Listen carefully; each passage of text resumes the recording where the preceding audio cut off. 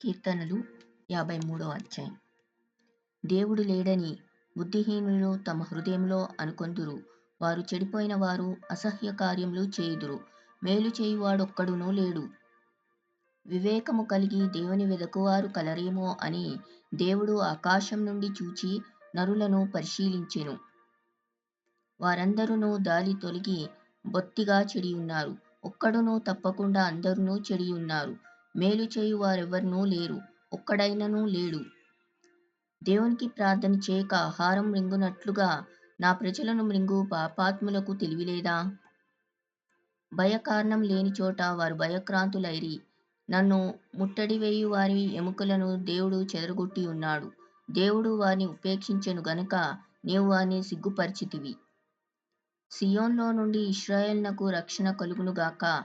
దేవుడు చెరలోనున్న తన ప్రజలను రప్పించినప్పుడు యాకోబు హర్షించును, ఇశ్రాయేలు సంతోషించును.